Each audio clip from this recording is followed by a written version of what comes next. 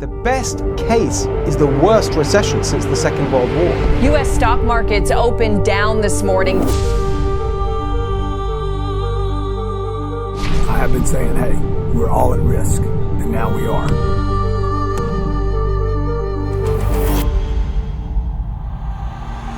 I know you're going to get through this. You're going to get through this. You have to look at this opportunity as a rebuild, a reset, recalibration.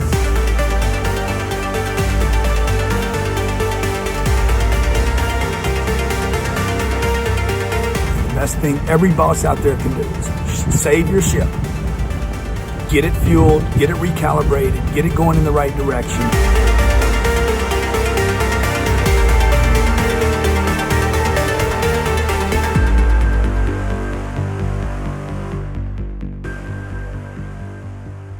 Hello and welcome to the G&E show. As you can see, just like the rest of the world, most of the rest of the world, I'm indoors, quarantined at my house. Every day seems like there comes another order to stay inside from another city, county, state, whatever. So here we are, rolling with the times. And so the G&E show today comes from my living room. Welcome to my home. One of the beautiful things that we do have right now is the ability to connect with each other during these times. It's interesting. It's going to get more interesting. Grant couldn't be with me here today. He's actually not with me. We're not in the same city right now. So, you know, as a couple, sometimes it's best to divide and conquer. And that's what we are doing today. But I wanted to take up the topic of priorities. Priorities. First of all, the definition of priority is, let me just get it for you accurately here. I wrote it down. The definition of priority is fact or condition of being regarded or treated as more important. So that's what we're looking at right now, is what are our priorities? How do we prioritize? How do we decide what is most important and do just those three things today? What can you do to prioritize and accomplish three things that are a priority today and get those done? So I've been asked a ton of questions these days. I will go down the list and answer them as best as I can. First is, how much do you worry about what others think? You know, I'm a very sensitive person by nature, so I will not lie and say that what others think about me doesn't, you know, burden me or stress me out a little bit. It does. However, how much do I worry about it? I can't afford the luxury of worrying about it right now. I understand that I am in a unique situation where a lot of people depend on us. I am happy to have that responsibility. We have worked the last decade to be where we are. We have prepared for this situation as best as one can be prepared for a situation like this. I understand that when you are in a real boss situation, everyone wants to be the boss. What is it that Jay-Z says? Everyone wants to be the boss until they have to pay the checks. Yeah, well, everyone wants to be the boss until the boss has to make really tough decisions. And I understand we have put ourselves in that position where we need to make tough decisions.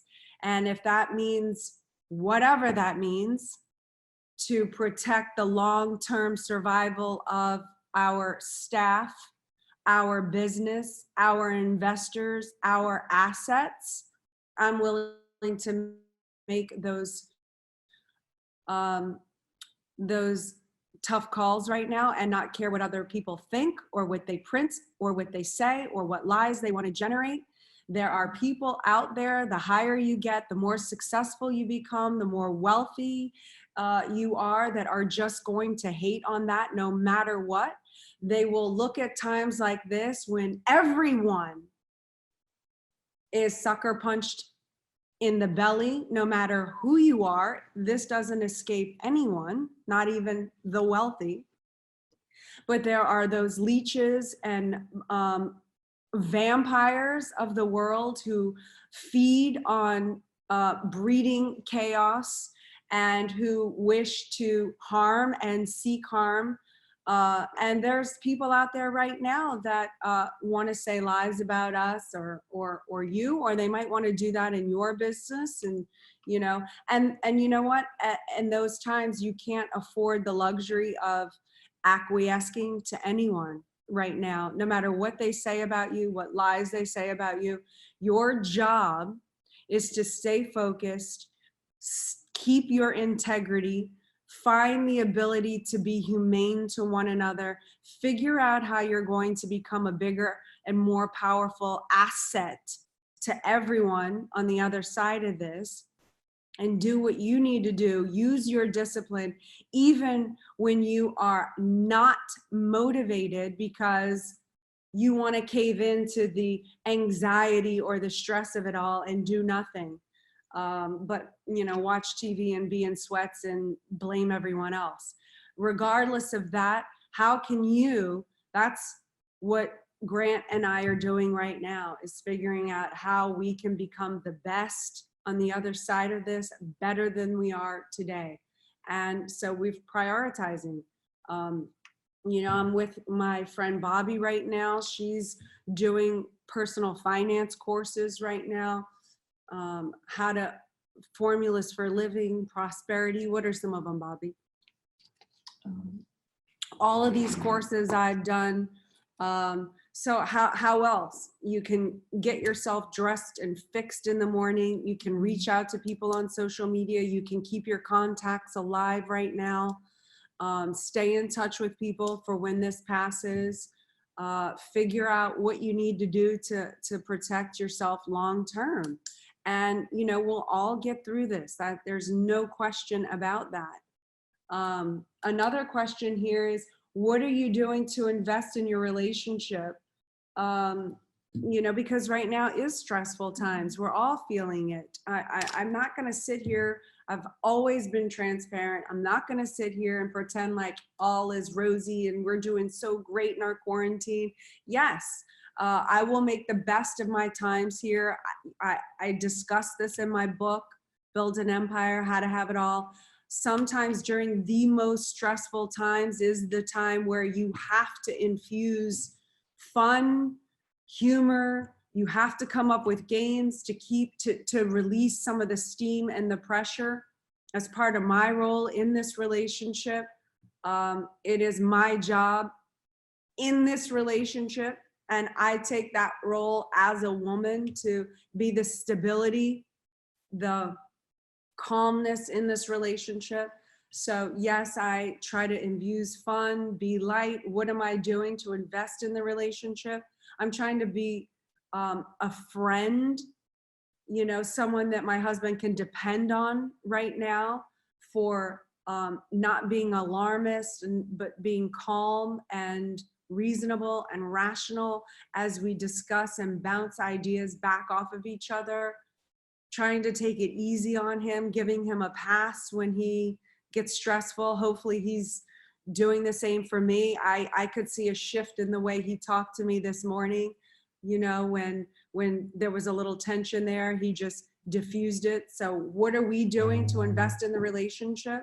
We're backing off. You know, it's a different time. We're not harping on each other. We're taking it easy on each other. We're trying to take care of each other as best as we can, checking in on each other. He just left a couple days ago. Before that, how could I make sure he's properly fed? He has food, water, you know. I want to keep him hydrated. I want to just keep the equipment, the equipment in good health. Same for myself. I'm doing the same for myself. Someone said how How do you deal with tons of stress? I kind of feel like I already answered that. How do you deal with tons of stress right now in the relationship? You know, I have this idea that, you know, how they're putting a stop on the evictions for 90 days for mortgages. I believe the same thing should be implemented in relationships. I believe the D word or divorce or breakup or anything like that should be put on hold for the next 90 days. I don't believe you should have any sort of rash decisions right now in terms of cutting or wanting to end the relationship. Just put all of the evictions on hold, meaning in the relationship, put it on hold. It doesn't even get to be brought to the table. And you should pick a time frame on that. Is it 30 days, 60 days, 90 days? Certainly Grant and I started off in this relationship 16 years ago. When we got married 15 years ago, we made a rule that in our relationship, we are not allowed to mention the D word. It's never, ever allowed to be brought up to the table, no matter what. In 15 years, there was one time where we were at a point where I had said to Grant, look, if you want out, I never said I wanted one, by the way, because that is the rule. But I did offer him at one point, I said, if you want out and you will be happier without me, then I will grant it to you as a gift because I love you so much. I want to see you happy. But if we continue on this road, we do need to change some operating basis in the way we do things so that I can better help you and I can also have a win in this relationship. And everything changed from there. So now might be the time to implement, hey, certain things are not able to be up for discussion right now. It's like the reset button, like it's not brought to the table. What am I doing? My priorities right now are definitely making sure my kids aren't feeling the ramifications of this so much. Try to limit what they hear in the news. I was a little too lenient with that in the beginning, I feel, but I'm cutting that back now, spending more time with them to play games and have fun so that they don't really feel the stress so much. They do understand what's going on, but that they don't have to feel our stress from it. I do believe children should be shielded from adult problems. Let's see.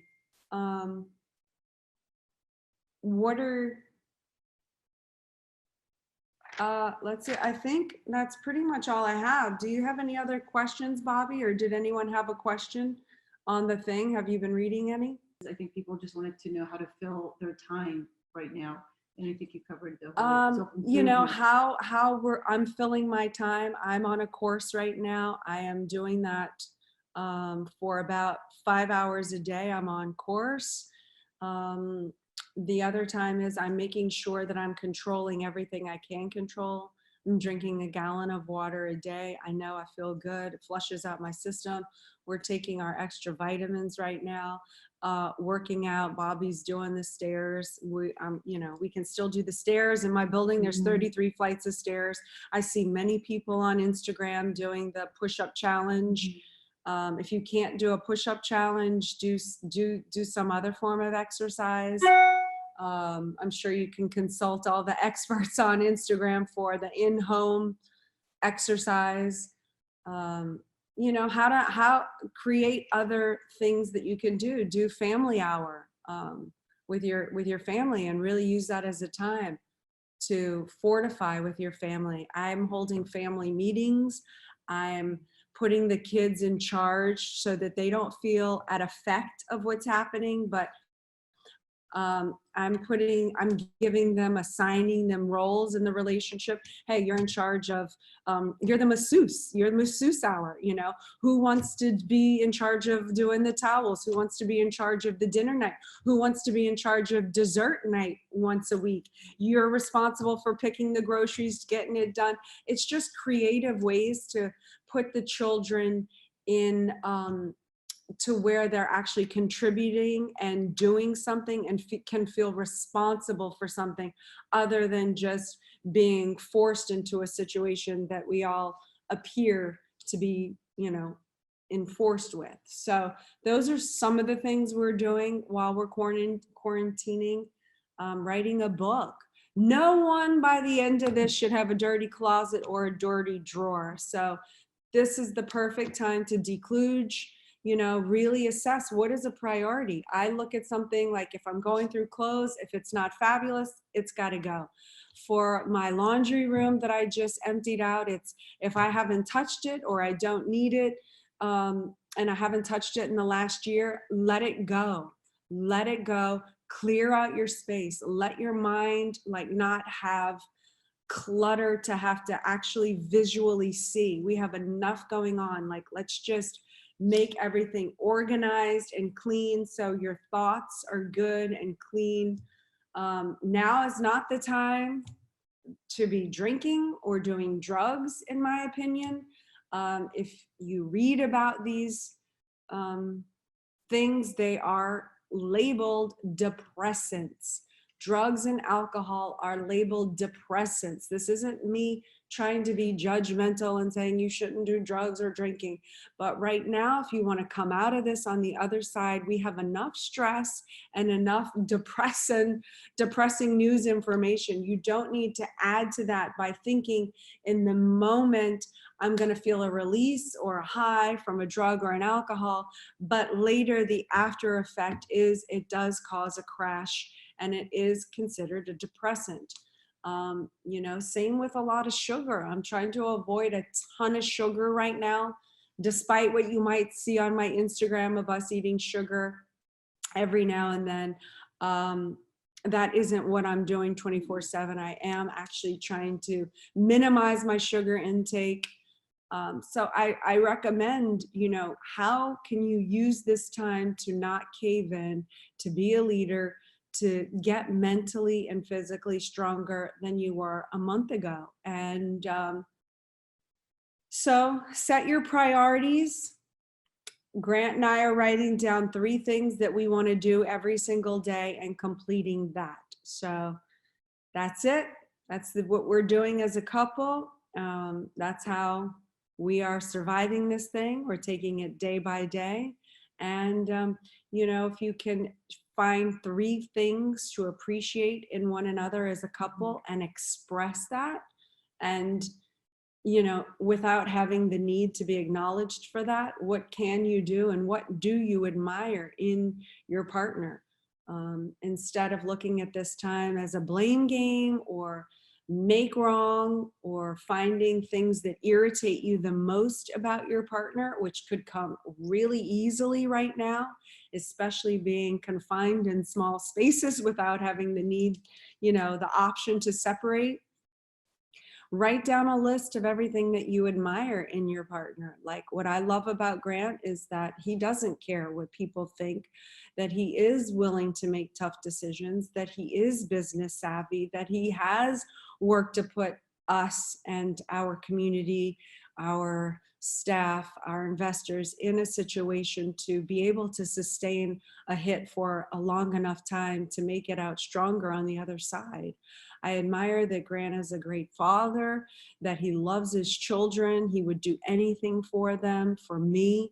I love that he's educated, that he's spent a lot of time, that he's so generous, that he wants everyone to succeed during these times, that he is stepping up and he is a leader and continues to be. There's so much that I admire about him.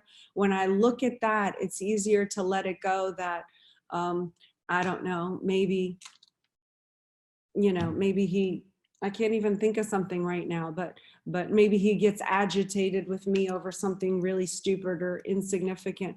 When I really look at the big picture and all the stuff that I admire about him, it's easy. It's easy for me to let that go and just be like, okay, just let it go. Just go easy on each other right now. Easy, easy. Your spouse and your partner are not your enemy.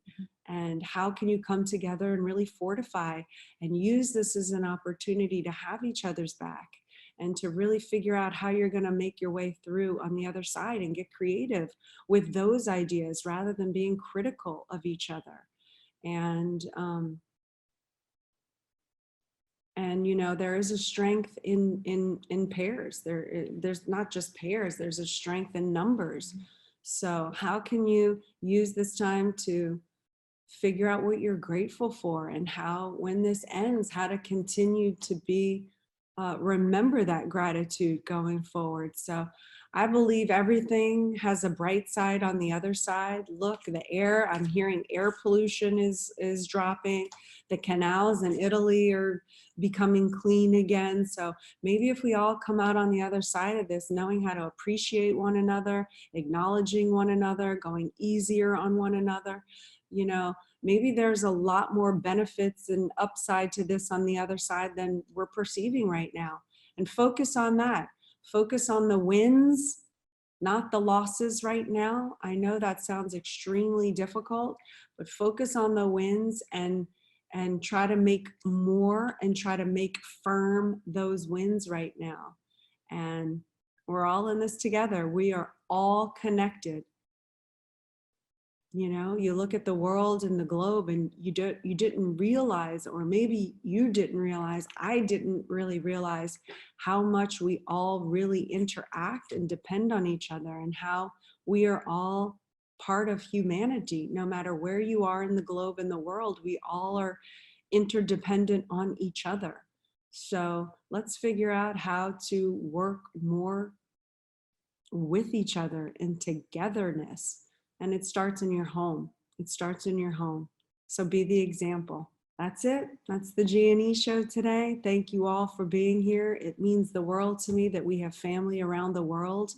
And I always have said how much I depend on you guys, how much I need you as my 10X family. Now more than ever, I appreciate you with all my heart. Thank you so very much. The best case is the worst recession since the Second World War.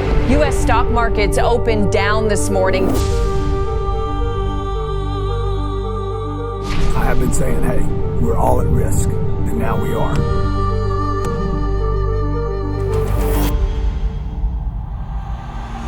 I know you're going to get through this. You're going to get through this. You have to look at this opportunity as a rebuild, a reset, recalibration.